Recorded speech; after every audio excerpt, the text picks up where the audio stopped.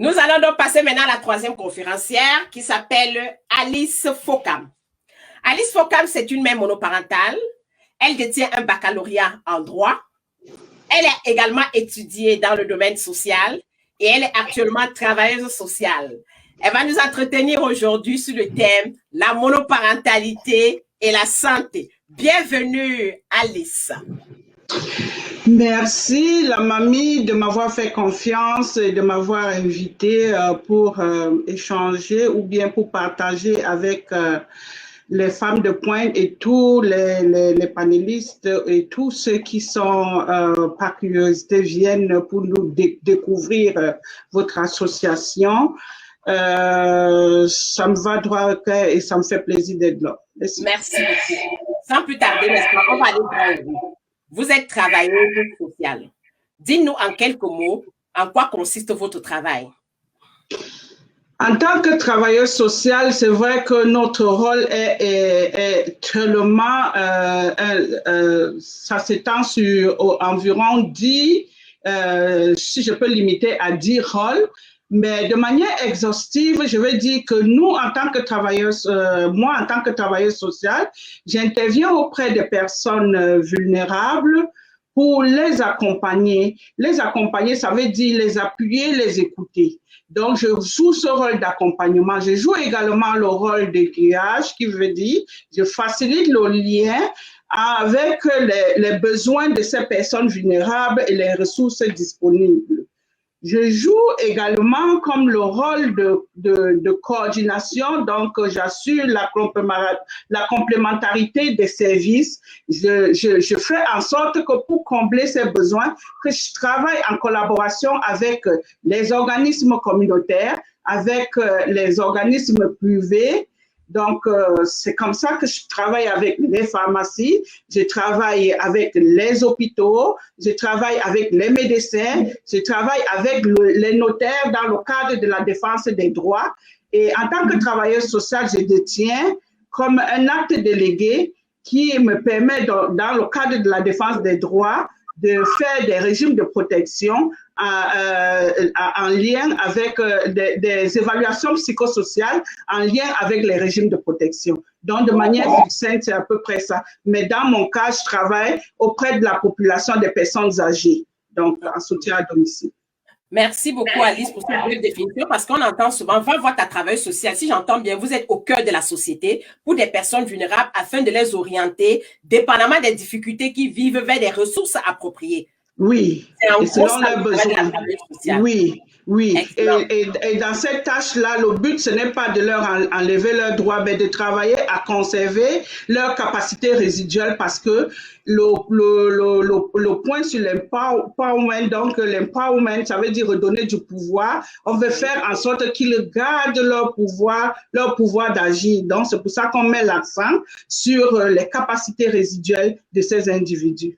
Merci beaucoup, Alice. Votre histoire personnelle pendant cette période de pandémie vous a amené à vivre ce que plusieurs personnes ont vécu et continuent à vivre.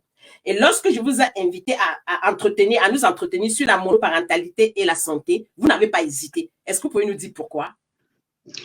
Je n'ai pas hésité justement parce que ayant moi-même été affectée et en tant que mère monoparentale, j'ai trouvé que mon histoire devait permettre à toutes les mamans de se reconnaître en général, mais particulièrement aux mamans monoparentales, de se reconnaître dans mon histoire. C'est pour ça que j'ai tout de suite accepté. Parce que en tant que mère monoparentale, durant cette période de pandémie, il faut déjà définir ce que c'est que la mère monoparentale. Tout le monde le sait, que c'est une femme qui est seule, qui élève seule ses enfants, qui occupe tous les pouvoirs et tous les rôles qu'un couple peut jouer dans un foyer. Alors, imaginez-vous qu'on annonce qu'il y a une pandémie qui arrive, une mère monoparentale, qu'est-ce que ça fait? Elle plonge dans les réflexions, elle se demande déjà qu'est-ce qui va arriver.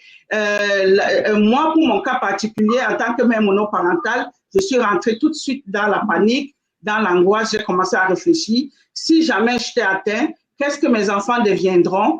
Où est-ce que je dois m'orienter? C'est une pandémie qui va affecter tout le monde. les voisins ne pourront pas m'aider à prendre mes enfants parce qu'ils auront peur d'être contaminés. Qu'est-ce que je vais faire avec ça? Donc, l'angoisse. Oui. On va arriver là, donc c'est vraiment ça, parce que vous n'avez pas hésité, parce que c'était l'occasion pour vous, n'est-ce pas, de parler de ce que aussi vous avez vécu. Donc, c'est là l'occasion de faire votre témoignage, n'est-ce pas? Qu'est-ce que vous avez vécu pendant cette période de pandémie? Oui, comme je disais, avant, c'était la panique parce que je me disais, si je suis atteinte et je travaille dans le domaine de la santé, mon travail consiste d'aller rencontrer des personnes dans leur domicile. Je travaille en contact avec des gens. Je me disais, oh, on me disait, beaucoup de gens de la santé sont atteints. Si je suis atteinte, qu'est-ce que je dois faire? La panique était là. Je suis allée, je peux dire que ça n'a pas été facile déjà, l'angoisse, la période de l'angoisse, mais finalement, j'ai été infectée par le Covid. Ça n'a pas été facile. J'étais malade, mes enfants étaient malades, on était seuls, jusqu'à ce que je rentre dans l'insuffisance, dans la difficulté respiratoire, où il faut que j'aille à l'hôpital et que je dois laisser mes enfants seuls. Qu'est-ce que je fais? Bonne question. Dès que le 911 est arrivé, il fallait penser déjà aux ressources. Ce dont mes prédécesseurs ont parlé. Et penser aux ressources. Ça veut dire, quand on est même monoparental, à chaque fois, il faut penser, il faut être prêt, il faut toujours chercher des ressources pour se dire si une situation pareille arrive, où est-ce que je dois m'orienter? Dès que le 911 est arrivé, j'ai dit, mes enfants n'ont pas où aller. Dès que je suis arrivée à l'hôpital, j'ai demandé à parler au travailleur social de l'hôpital. Il est venu me rencontrer. Je lui ai dit, j'ai laissé mes enfants qui sont seuls. En tant que mère monoparentale, on n'a pas le droit d'être malade. On n'a pas le droit d'être épuisé. Donc, même dans mon lit de mort, je pensais qu'à mes enfants, je pensais comment est-ce que je dois faire pour mes enfants. Et ce n'était pas évident. Donc, rendu à l'hôpital, j'ai demandé au travailleur social, je savais qu'il y avait des ressources qui pouvaient m'aider en ce temps de pandémie, étant donné que les personnes comme voisins ou la communauté ne pouvaient prendre les enfants parce qu'il y avait cette peur d'être infecté par la COVID et c'était normal. Tout à fait. Donc, si j'entends bien, vous qui êtes dans le domaine du travail, vous qui êtes travailleur social, vous voilà donc atteint de la pandémie. Et à votre tour maintenant de faire appel, n'est-ce pas, au service social. Et tout de suite, vous avez parlé des ressources. Et justement, c'est l'occasion pour nous de vous demander de nous lister donc à ceux qui nous écoutent, quelles sont les ressources, n'est-ce pas, qui ont intervenu pour vous soutenir pendant cette situation. Dans mon cas, j'ai pensé tout de suite au travailleur social. Le travailleur social, qu'est-ce qu'il devait faire? Il a appelé, parce que mes filles sont quand même jeunes, elles pouvaient aller au centre de jeunesse. Il faut que, mon point d'intervention ici, c'est pour dire que généralement, nous les immigrants, on a l'impression qu'aller au centre de jeunesse ou bien dans les familles d'accueil, c'est toujours la punition ou une façon de retirer les enfants. Il y a un côté où ça peut aider des familles dans des situations difficiles, comme dans mon cas. Tout à fait. Il fallait que le centre de jeunesse intervienne. À travers le travailleur social, on a interpellé d'abord une famille d'accueil qui était formée et avait toutes les capacités d'accueillir des enfants atteints par la COVID. Donc, ils sont allés en famille d'accueil le même jour où j'étais à l'hôpital. Donc, on a envoyé la travailleuse sociale qui est venue à chez moi prendre les enfants et les amener dans une famille d'accueil. Le temps que toutes les démarches administratives soient faites pour qu'on accueille les enfants au centre de jeunesse. Ils ont passé, je crois, 2 jours en famille d'accueil et puis la travailleuse sociale les a conduits au centre de jeunesse où ils ont passé le séjour un certain nombre de temps pendant que j'étais à l'hôpital. Il faut dire, c'est pas payant du moment où ça ne dépasse pas un certain nombre de temps. Moi, par exemple, je n'ai pas fait 1 mois, c'était pas payant. Et c'était au centre de jeunesse, ils avaient un médecin, ils ont été testés au centre de testés là-bas, ils étaient suivis, ils étaient bien encadrés, ils continuaient les études les devoirs, ils travaillaient pour les devoirs avec ils avaient des animateurs. Des moniteurs. Je vais permettre de bien comprendre un peu, ok? Parce que, comme tu as dit, quand on entend DPJ, on voit des problèmes. Aujourd'hui, Madame Alice, qui est travailleuse sociale, qui a été atteinte de la COVID, vous dit que la DPJ peut accueillir vos enfants parce que, dites-vous, si vous avez la maladie, de peur de contaminer, c'est pas évident même que la communauté ou les proches prennent vos enfants. Elle dit donc que la DPJ, que les gens craignent, est venue à son secours. Et vous savez, c'était pas facile. Les enfants, c'était en période d'école. Donc, il fallait que les enfants aillent à l'école. Mais Alice, j'avais une autre question décousue provenant de ce que tu viens de dire. Quand tu as dit que c'était pas payant, est-ce que ça veut dire qu'au-delà d'un certain moment, il faut payer si on est dans des cas pareils et que la DPJ nous vient au secours? Oui. Tout comme lorsque nous plaçons nos personnes âgées à l'hôpital en attente d'une relocalisation, ils y restent pour un moment sans payer. Et dans ce même cas, je pense que c'est un délai d'1 mois, si je ne me trompe pas, on ne paye pas. Mais au-delà de ce délai, il y a un certain montant qui est chargé par jour. OK. Par jour, oui, qui permet de garder de manière sécuritaire les enfants. OK. On était toujours dans les ressources. Donc, il y a eu la DPJ, l'assistance sociale. On continue à déployer les ressources, Maman Alice. Donc, dépendamment des personnes maintenant, moi, j'avais ma communauté religieuse. Okay. Ma communauté religieuse qui, depuis l'hôpital, déjà, s'était impliquée par les prières et tout, mon prêtre, mon agent pastoral de mon église, les fidèles des groupes de prière de Rosaire. Donc, ça, c'est après. Parce que pendant que j'étais à l'hôpital, c'est vraiment le centre de jeunesse et puis la famille d'accueil. Mais après l'hôpital, ce sont ces différents groupes comme ma communauté culturelle, ma communauté religieuse, mes voisins. Tout le monde était impliqué, ceux qui faisaient des courses, ceux qui préparaient, ils venaient préparer les repas, ils venaient déposer en bas. Bon, j'allais oublier. Il y a également la pharmacie qui est très importante parce que la pharmacie, donc, nous tous, c'est pas un secret de polichinelle de savoir qu'on peut appeler la pharmacie, ils viennent livrer. Et pendant cette période de pandémie-là, ils étaient vraiment très actifs. Ils venaient livrer tout ce dont on avait besoin en bas des immeubles et on allait les chercher. Donc, c'est pour mon cas de monoparentalité, c'est vraiment cette communauté culturelle, cette communauté religieuse, des appartenances aux différents groupes, le bon voisinage qui m'a aidé parce que jusqu'à ce que je sorte de l'hôpital, avec le manque de souffle et la difficulté respiratoire, la faiblesse et tout, c'est pas immédiatement qu'on retrouve toutes ces forces. J'avais besoin de ce soutien et de cet accompagnement. Et puis, je vais ajouter que le centre de jeunesse a également gardé les enfants 2 jours après ma sortie parce qu'il voulait que je retrouve un peu de force avant qu'ils arrivent. Merci beaucoup, Maman Alice. Merci pour cette intervention. Et je vais tout de suite aller te poser la question, justement, on parle des enfants. Quel est l'impact que ça a eu sur les enfants? Oh, mon Dieu. Impact sur les enfants. Imaginez-vous que les enfants d'une mère monoparentale, ils n'ont pour figure parentale que leur mère. Imaginez-vous un enfant qui voit sa locomotive ou sa force dans la figure sur laquelle, ou bien le rocher sur lequel ils doivent s'appuyer, s'effondrer. C'était pas évident.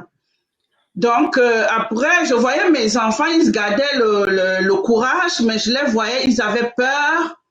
Ils avaient peur, mais ils avaient peur. Ils venaient de temps en temps regarder dans ma chambre pour voir si je bougeais encore. Et ça, c'est quand j'étais malade. Ça, c'était quand j'étais malade. Il faut dire que les enfants étaient aussi atteints. Donc, ils étaient faibles, mais pas autant que moi. Et ils m'ont dit par après qu'ils allaient pleurer. Ils pleuraient souvent sous leur oreiller. Ils priaient pour moi pour que je me relève. Ils se demandaient comment ils allaient faire. En passant, j'allais oublier, ils étaient tellement en contact avec ma famille qui, même s'ils ne sont pas ici, ils appelaient depuis l'étranger.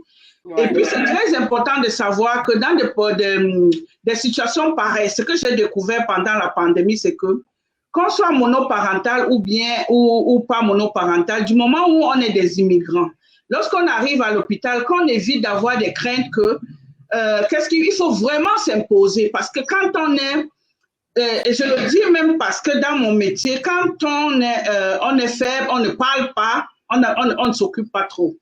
Quand on est du genre à être curieux, à poser des questions, à se demander, comme Madame Abata disait, pourquoi pas moi, pourquoi ceci, il faut avoir le courage de pouvoir faire ces comparaisons. Ça fait qu'ils se disent que voilà quelqu'un d'éveillé, c'est quelqu'un qui sait ce qu'il veut et puis ça change la façon de prendre en charge cette personne. Ça fait que ma famille, même étant à l'étranger, ils étaient aux États-Unis, en Europe, ils étaient en contact direct avec le travailleur social.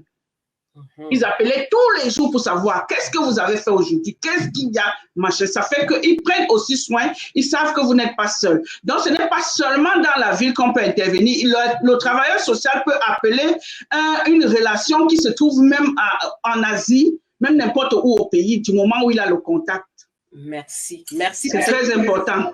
C'est vraiment important. Il y a une question pour toi, Maman Alice. On demande quel conseil donnerez-vous aux personnes qui ne croient pas à cette pandémie qui mine notre société? Oh mon Dieu, c'est un point sur lequel, avant même que je tombe malade, j'étais tellement en affront avec toute personne qui disait « Oh, mais non, c'est pas vrai,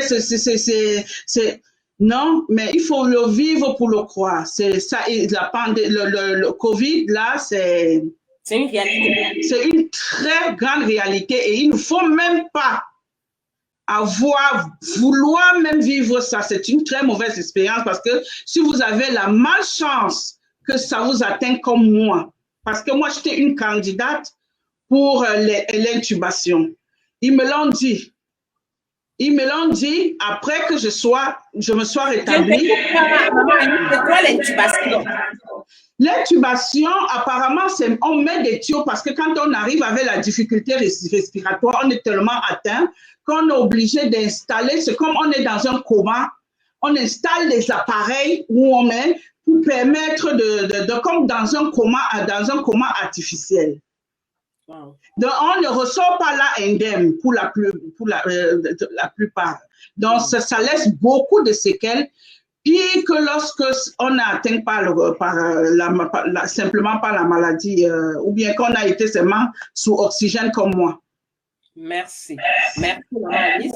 Nous sommes ici en train de clôturer le mois de l'histoire des Noirs. Et je voudrais juste que tu nous dises un mot sur le mois de l'histoire des Noirs et la Journée internationale de la femme. Et avant que tu ne répondes à la question, il y a une autre question qui est venue sur le vaccin. Que diriez-vous à ceux qui ont des craintes par rapport au vaccin? Moi, je suis vaccinée. Me voici. J'ai pris ma première dose de vaccin, Pfizer. OK. Bon, je ne sais pas si je suis mieux placée pour faire l'apologie ou bien la publicité du vaccin, mais comme je dis, chacun son corps et puis les effets secondaires dépendent de chaque personne. Moi, j'ai pris mon vaccin. J'ai eu la douleur au bras, j'ai fait une petite fièvre d'une demi-journée, j'ai continué à prendre mes Tylenol et puis c'est allé correct, je n'ai plus. Merci. J'avais hâte d'aller prendre ce vaccin. Merci. Donc, je disais donc le mois de l'histoire des Noirs. Je disais justement, je te demandais donc de dire un mot sur le mois de l'histoire des Noirs et la Journée internationale de la femme. Pour moi, il y a similitude entre le mois de l'histoire des Noirs et la journée de la femme parce que la similitude vient au niveau de la défense des droits. Donc, pour moi, je rends déjà hommage à tous les pionniers, à toutes les femmes fortes.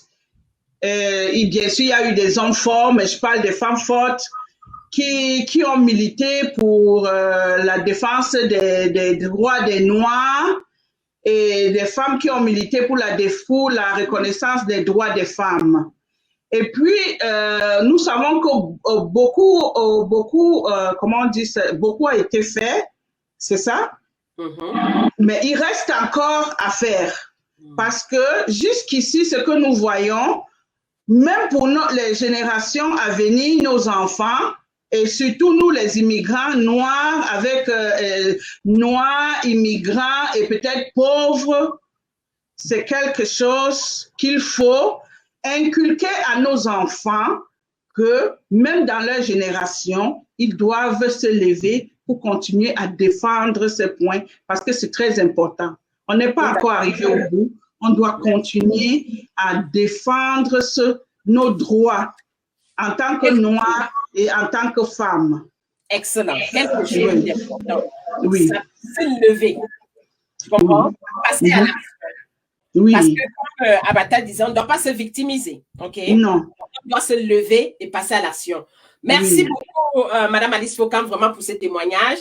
Nous allons comme ça donc permettre aux uns et aux autres de découvrir le poème sur la résilience. Parce que tout ce que tu as dit, tu as fait preuve de résilience pour être parmi nous et devant nous aujourd'hui, debout, fier et avoir pris ton vaccin, tu vois.